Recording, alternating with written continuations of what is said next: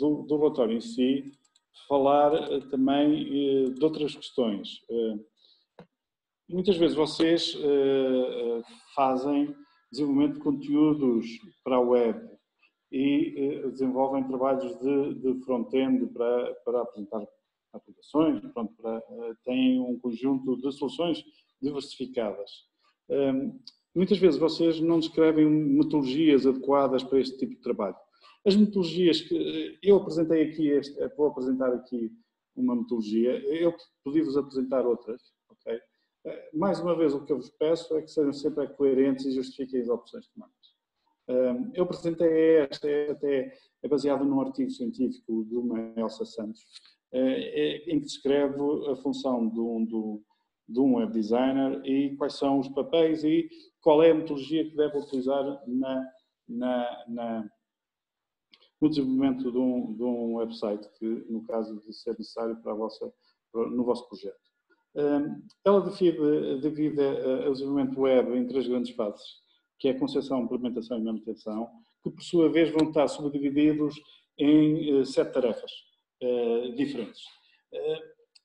Normalmente o que acontece é que vocês vão diretamente para a área de desenvolvimento e esquecem as fases anteriores, que é desde a análise, planeamento, desde a análise, identificação detalhada das funcionalidades.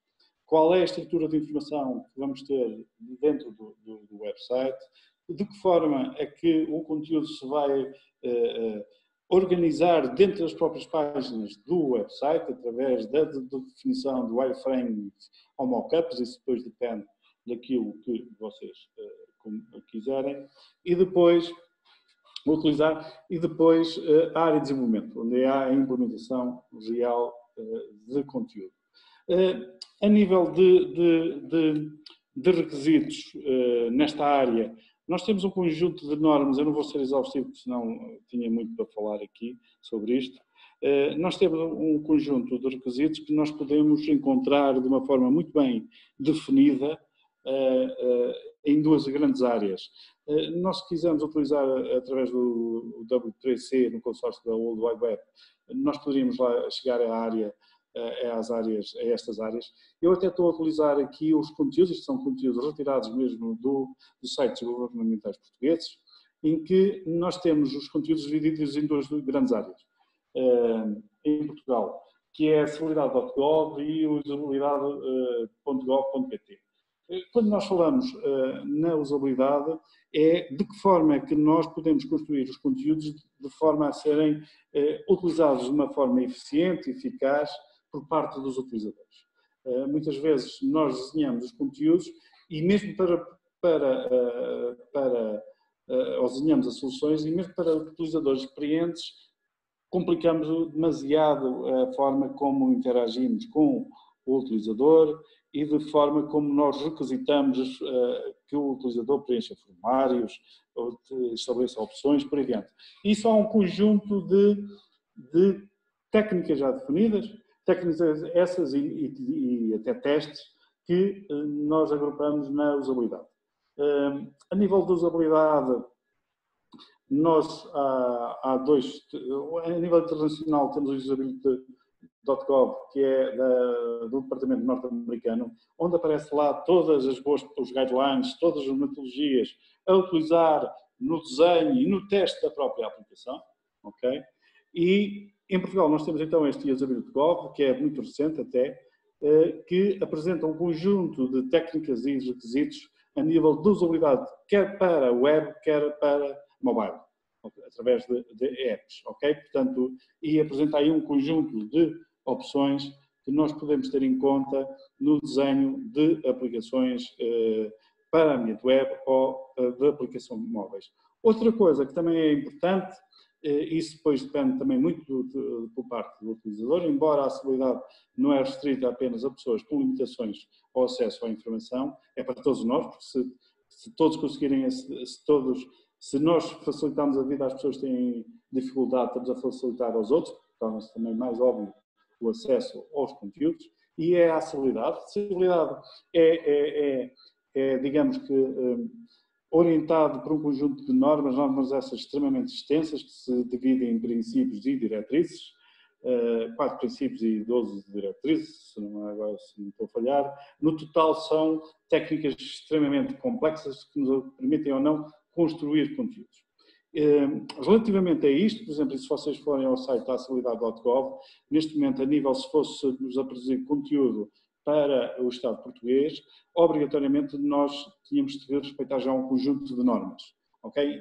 Embora essas normas são extremamente difíceis de obter, porque engloba trabalho com uma equipa multidisciplinar e uma constante manutenção dos sites, principalmente se forem CMS, Content Management System, onde qualquer um de nós, ou as pessoas que utilizam esse site podem ser produtores de conteúdo, e aí sai um bocado fora do controlo a manutenção disto da acessibilidade. Mas, no entanto, a nível da acessibilidade, isto é muito direcionado para pessoas com limitações físicas, sejam na utilização do teclado, do rato, ou então visuais na visualização dos conteúdos ou auditivas, e o que nós temos que garantir é que, independentemente das suas dificuldades, eles têm que ter a capacidade de aceder a essa informação. Okay? E estas diretrizes que são emanadas do W3C, embora nos Estados Unidos eles tenham uma norma diferente, são um bocadinho diferentes, mas vai tudo bater a mesma coisa.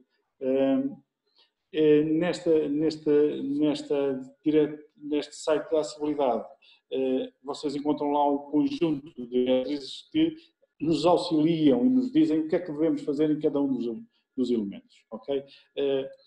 Não é fácil respeitar isto, quer dizer, há poucos sites que respeitam isso. Normalmente vocês encontram estes conteúdos, que eu agora estava a tentar aceder ao acessibilidade.gov, vocês encontram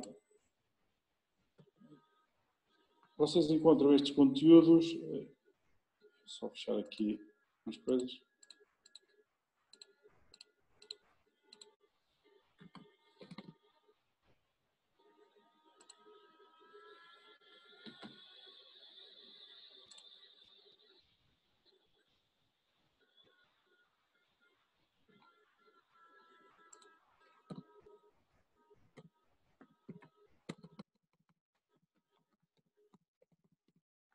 Vou só aqui pôr já um conjunto de sites para abordar estes temas. Vou estar a digitar todos. Já vou partilhar novamente. Ora, este aqui. A nível dos Estados Unidos, temos esta instituição, ou este site que é de usability.gov, isto é mantido por um departamento dos Estados Unidos, do governo dos Estados Unidos, e neste caso é muito completo este site, porque aborda todas as áreas, desde métodos de avaliação, desde guidelines, e portanto aborda todas as áreas que nos permitem, digamos assim, criar conteúdos tendo em conta um conjunto de normas essas bem definidas a nível de usabilidade. Possíveis, portanto, de utilizarmos dentro da nossa área, isto é tudo muito virado para a nossa área, que tipo de metodologia que podemos utilizar, de como é que podemos fazer a avaliação da usabilidade, por aí dentro. Eu não vou estar agora aqui de uma forma muito pormenorizada a falar de todos estes aspectos. Um dos gurus nesta área é este grupo do Nielsen Norman.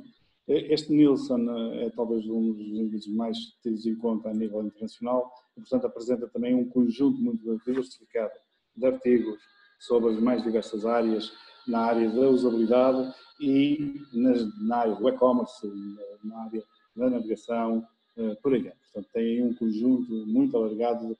No entanto, aqui alguns artigos são gratuitos. A maior parte dos artigos depois são para pagar, portanto não temos acesso a eles. No W3C também temos lá a iniciativa Accessibility Initiative, e onde aparece aí também a descrição de tudo isto, todas as normas. O governo português está em acessibilidade.gov e tem as 3 áreas fundamentais de acessibilidade, usabilidade e por aí adiante. A nível de diretrizes, essas diretrizes, como vos disse, estão classificadas em princípios, diretrizes e depois tenho técnicas, salvo erro as técnicas, não aceito todas de cor, são 500 e tal e são bastante exaustivas, ok? Portanto, mas algumas que devemos ter em conta e que vocês devem, tendo em conta que a maior parte de vocês vão produzir conteúdos para ambiente web, devem respeitar essas regras. A nível de mobile, este site usability.com, como vos disse, é recente, mas apresenta também um guia para o acesso, para o desenvolvimento de aplicações mobile. Okay? Que tipo de aplicações mobile é que podemos encontrar? Okay? Normalmente vocês utilizam muito a aplicação nativa, o desenvolvimento através do Android Studio ou de outras, uma aplicação nativa. Sabem perfeitamente que há aplicações híbridas, ok? E qual é a diferença entre uma e elas, de certeza também já abordaram este tema. E as Progressive Web Applications, em que a grande vantagem destes tipos de aplicações é que hoje em dia não é necessário nós publicitarmos a nossa aplicação diretamente numa das apps, não é preciso ter custos associados para estar a divulgar, seja na Apple, seja na Google, e através da Progressive Web Applications eu posso criar aplicações mobiles com acesso através de browser. No entanto, tenho a possibilidade de adicionar ícones ao meu dispositivo móvel ou não. Relativamente, por exemplo, a este tipo de aplicações, tanto a PWAs como a híbridas, nós normalmente utilizamos tecnologias como HTML, CSS, JavaScript ou outras bibliotecas e normalmente isto estão associadas em frameworks, ok? A nível mobile. A nível de front-end também nós temos um conjunto de frameworks que eu recomendo que vocês devem utilizar. Hoje em dia nós temos muitas frameworks no mercado. Se nós formos, por exemplo, as empresas normalmente até têm frameworks proprietários, isto é, porque eles próprios desenvolveram ou adaptaram as frameworks que estão disponíveis no mercado para eles utilizarem com as funcionalidades que eles acharam por bem em adicionar. Eu sou adepto que se utilizem sempre frameworks genéricas. Isto porquê? Porque permite-nos aproveitar este ambiente de rede, porque são frameworks que as pessoas, há funcionalidades gratuitas, são testadas por milhares ou milhões de pessoas e não são frameworks nossas que, tudo bem, podemos dizer que são seguras porque ninguém as utiliza, só nós as utilizamos. Ok? E eu recomendo a utilização dessas frameworks. A nível de frameworks front-end, a framework mais utilizada neste momento e é incomparavelmente a mais conhecida e é transversal a sua utilização nas mais diversas áreas, é o Bootstrap. O Bootstrap é uma framework que possui um conjunto, isto de uma maneira simplista para estar aqui a falar nisto, possui um conjunto de classes e de funcionalidades desenvolvidas em CSS e JavaScript que nos facilita a construção de um website. Esta framework divide-se, ou temos aqui três conceitos fundamentais, que é a grelha, tudo o que aqui tem definido, seja qual for o site. Por exemplo, eu vou aqui a uma loja de sites, portanto aqui 40 e tal, 48 mil temas que estão disponíveis nesta loja. Um tema qualquer, aqui do corporate, para uma empresa, e abrir um tema aqui qualquer. E estes sites que estas empresas vendem, neste caso, e que partilham, são sites que, a ver se eu consigo visualizar aqui este site, são sites que normalmente o seu desenvolvimento estão baseados em frameworks, seja ela qual for, não me interessa. Há muitas frameworks, umas baseadas em CSS, outras em JavaScript, outras só em CSS, pronto, há uma diversidade muito grande. Ela agora está aqui a mudar, vamos ver se ela é mais rápido. Fazer o download aqui disto, senão vou já para outra para não estar aqui a dedicar muito tempo a isto. Zé Carlos, se eu me tiver a alongar muito ou fugir do intuito da unidade curricular, diz-me, não é? Uma pessoa depois começa a falar. Está à vontade. O facto de É? focar também aplicações mobile é importante porque há alunos que estão a desenvolver isso. Não percebi, Zé Carlos, peço desculpa. O facto de falares em mobile também é importante, e se puderes falar na avaliação, tanto de umas como de outras, não sei se tens isso preparado, mas se puder Ok. alguns toques nisso, porque às vezes os trabalhos falham muito depois na avaliação daquilo que fizeram. Agora, ver se eu vejo aqui.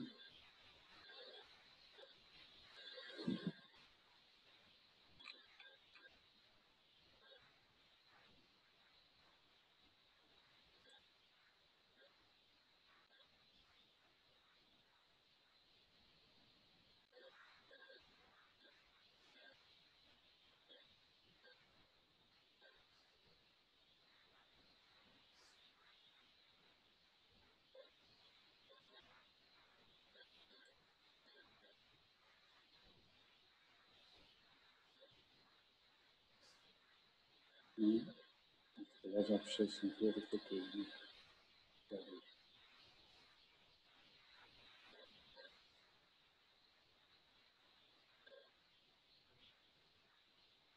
Isto é um website básico que tem aqui, neste caso, uma homepage. Homepage essa que é constituída por vários elementos, vários componentes. O desenvolvimento, por exemplo, disto de raiz por parte do aluno leva algum tempo, principalmente depois se tivermos o cuidado de criar sites responsivos, que este, de certeza absoluta, é um site responsivo em que há um conjunto de aspectos e de conteúdos que se adaptam aos diferentes dispositivos e ao tamanho do ecrã de cada dispositivo.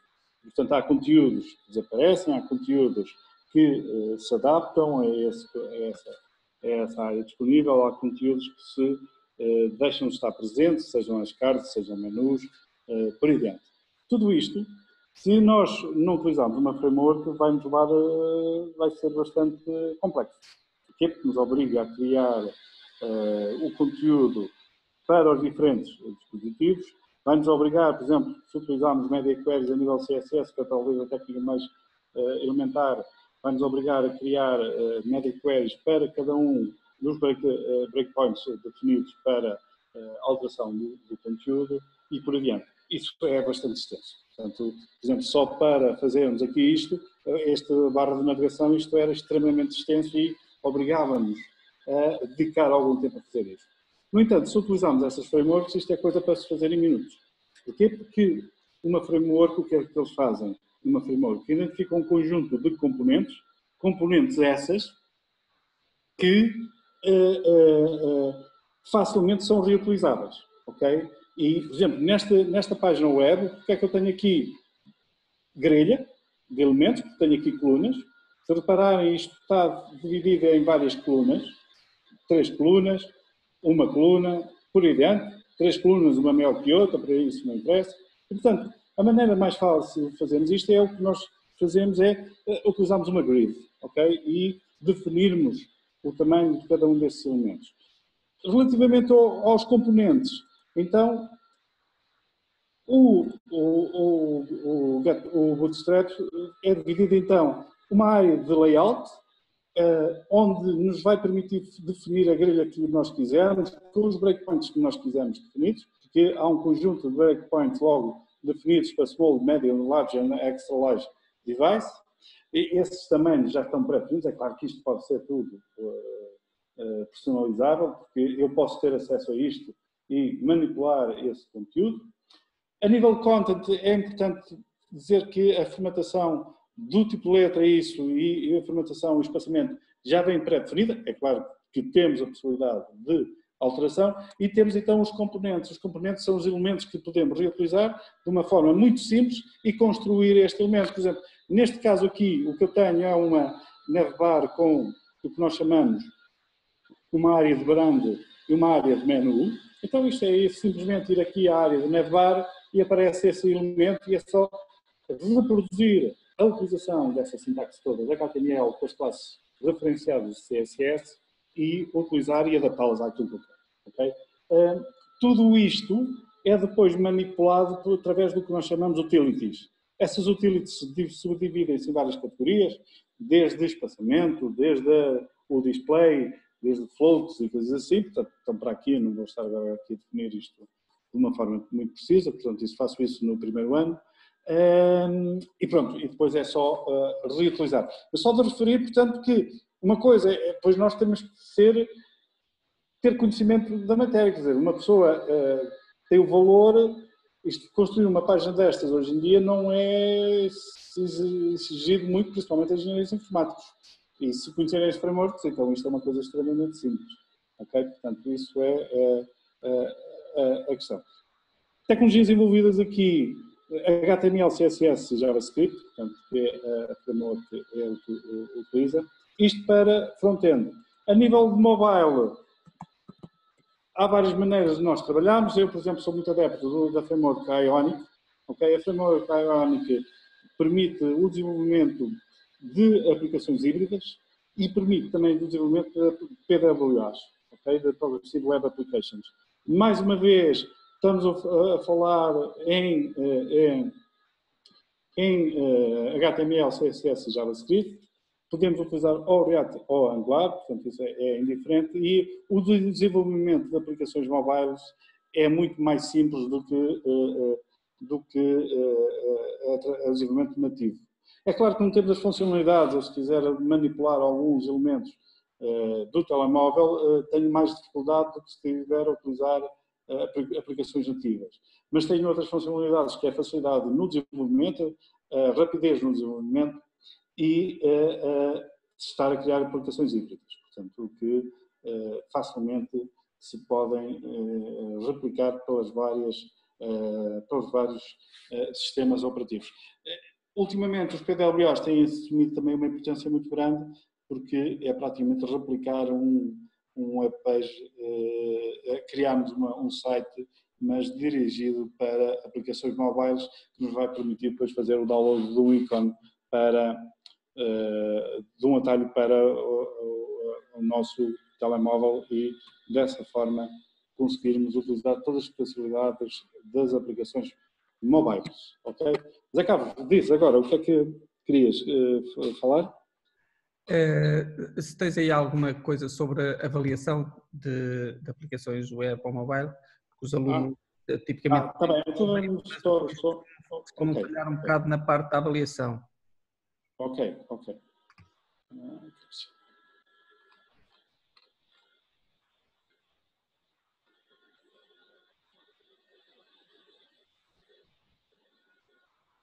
Eu vou agora só aqui interromper para encontrar aqui uma coisa.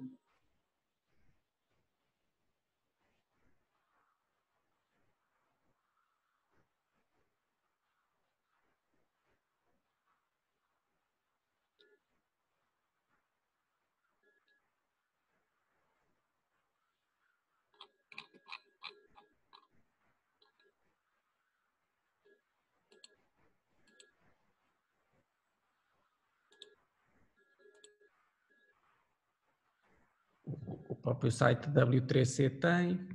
Pois,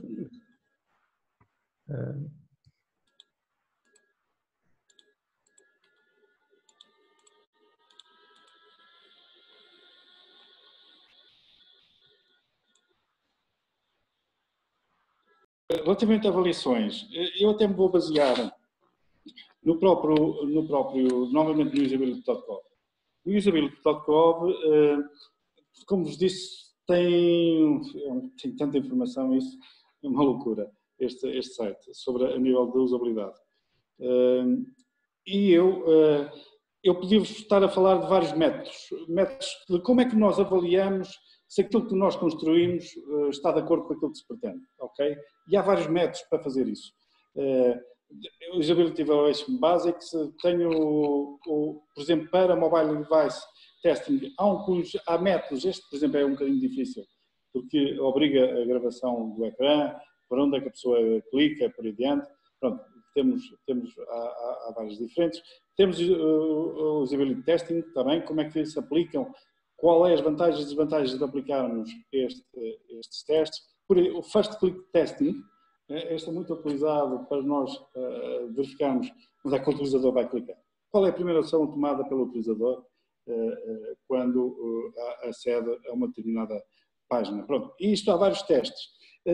Eu até vou-vos colocar aqui este endereço, que é o User Research Basic, onde aparecem os testes, de alguma forma, uma soma dos testes e em que áreas é que eles se devem utilizar.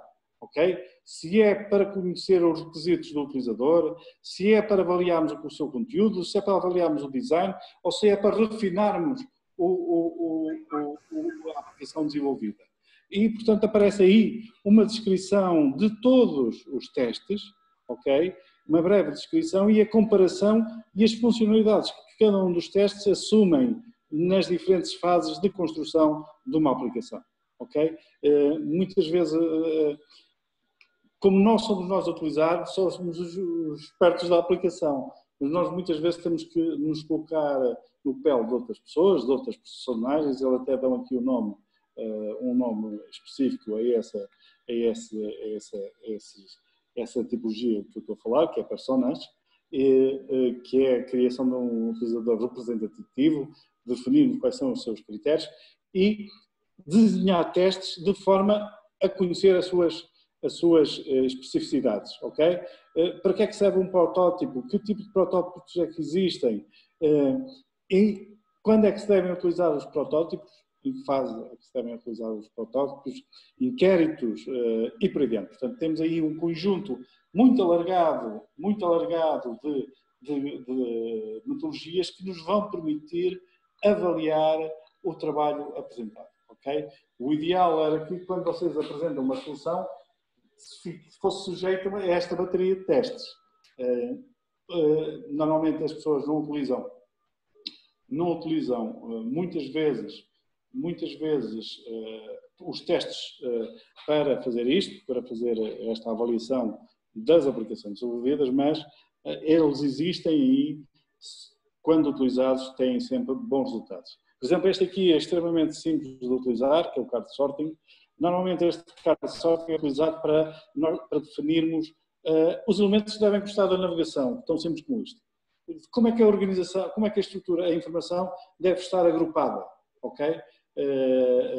Portanto, o menu principal, que funções é que deve ter, quais as opções que deve ter e o submenu deve estar organizado como e como é que as páginas devem estar a fazer. Chama-se este método card sorting, ok? Que serve para definir a organização do seu conteúdo, para conhecer os próprios utilizadores e para refinar sites ou aplicações, ok? Portanto, eu não sei se era isto que, Zé Carlos, que querias que eu falasse. A nível de acessibilidade, a própria site da acessibilidade.gov tem lá um validator, ok? Existem validators de HTML, CSS, por aí diante, ok? Que são utilizados para verificarmos se temos erros ou não. E existe também validators a nível de acessibilidade, onde basta inserir um URL, um Uniform Resource Locator, para termos um reporte dos erros de acessibilidade do nosso site. Eu vou colocar aqui, por exemplo, eles têm aqui o HTTP, protocolo, e agora vou meter aqui SAP. Okay? Muitas vezes este dá um erro, porque eu não... Mas pronto, neste caso deu erros. E quais são os erros que têm a nível de acessibilidade? Normalmente nós agrupamos estes erros em 3 níveis, nos A, A2A e 3As, e quais é que, para cada um deste nível, ele não passa, ok? Por exemplo, no caso do SAP, isto como está associado a uma instituição tão grande como é a Altice, não é de bom tom termos uma coisa deste género. Então, deviam, se calhar, ter mais algum cuidado nesses conteúdos. Embora, como vos disse, muitas vezes estes erros, por exemplo, estes erros As, normalmente estão associados ao atributo alt na tag image do HTML não estar definido. Isto é, nós quando estamos perante texto gráfico, eu tenho que garantir que esse texto tenha uma tradução, que essa imagem tenha uma tradução a nível textual. Isto é, se eu estiver a criar um site só com base de imagens, essas imagens têm que ter significado para utilizadores que não as consigam ver. Então tem que haver um conteúdo alternativo, digamos assim, para esse texto. E quando falo em texto, não falo só em texto, falo também em vídeo. Se eu tiver elementos gráficos, elementos multimédia baseados no tempo, tenho que dar a hipótese de haver pausa, tenho que dar a hipótese que esse conteúdo áudio seja também representado, o audiovisual seja representado também em modo texto, está bem? Portanto, temos essas coisas todas. Zé Carlos, eu alonguei-me se calhar muito. Tá ótimo, Brigas. Obrigadinho. Muito obrigado. Pronto. Qualquer questão, pronto, para dúvidas ou isso, já sabes, estou ao dispor. Estes conteúdos, se calhar tu foste ficando com eles e facilmente eles podem reutilizar e aceder a estes elementos para conhecer os diferentes métodos de avaliação, por diante, e os requisitos na avaliação. Okay? A nível de mobile, como é óbvio, a nível de mobile, se vocês estiverem a desenvolver especificamente para iOS, tem uma interface guidelines que tem o conteúdo todo. A nível do Google tem também o Material Design, que é um site que descreve de uma forma bastante exaustiva todos os cuidados a ter na definição de layouts, de navegação, por exemplo. Okay? Portanto, aparece aí, mas isso de certeza absoluta também já vai ser conhecido. Não estou aqui a dar nenhuma novidade. Ok? Zé Carlos. Ok, Brigas. Olha, muito obrigado. Sim. Nada, então sempre podes pôr, tá bem? E bom trabalho para vocês todos.